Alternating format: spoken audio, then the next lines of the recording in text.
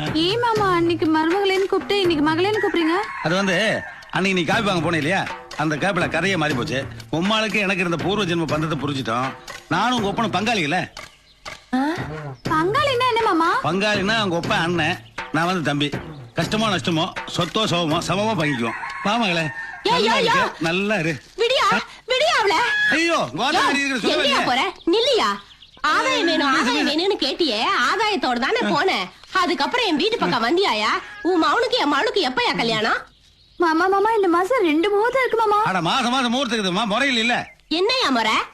அட இரு, வயசுக்கு வந்த பொண்ணை வச்சு இதெல்லாம் பேச முடியுமா? கண்ணே அப்படி பொடி நடையா போயிட்டு அம்மாவும் நானும் பேசி முடியும். அன்னைக்கு நேரா வீட்டுக்கு போனேன். தூக்கமே வரல. அரை பாட்டில் அடிச்சேன், போதையும் வரல, தூக்கம் வரல. என்ன தப்பு நடந்து போச்சுல. அன்னைக்கு நானும் அப்படியே ஆசைப்பட்டு கூடாது, நீயும் அனுசரிச்சு போயிடக்கூடாது.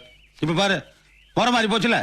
எப்ப நம்ம 2 பேத்துக்குள்ள ஒரு அது நடந்துருச்சோ, அதுக்கப்புறம் எப்படியுமே உங்களுக்குள்ள இது நடக்க முடியும்? ஏண்டா அன்னையில இருந்து நீ என் மகனுக்கு சித்தி ஆயிட்ட, நான் உன் பொண்ணுக்கு சித்தப்பா ஆயிட்டேன். அவங்க 2 பேரும் அண்ணன் தங்கச்சி ஆயிட்டாங்க. அண்ணன் தங்கச்சிக்குள்ள எப்படியுமா கல்யாணம் பண்ண முடியும்? அதுக்கு அடுத்த ஜென்மம்னு ஒண்ணு இருந்தா இந்த கல்யாணத்தை இதே மெத்தட்ல பேசி முடிவு பண்ணிடலாம். அப்புறம் இந்த நக்கலூர் சண்முக சுந்தரி வீடு தெரியுமா? எதுக்குயா கேக்குற? இல்ல, அவளுக்கு வாட்ட சட்டமா ஒரு பொண்ணு இருக்கிறதாகவும் அவளுக்கு என் மக மேல நோட்டம் இருக்கிறதாகவும் வெளியில பேசிட்டாங்க. கருப்பு கோழியோட போறேன்னா எதுக்குன்னு உனக்கு தெரியாதா? அனுபவப்பட்டவ தானே நீ. நாசமா போக. நாசமா போனது நானா நீ? என்ன அந்த Download ShareChat.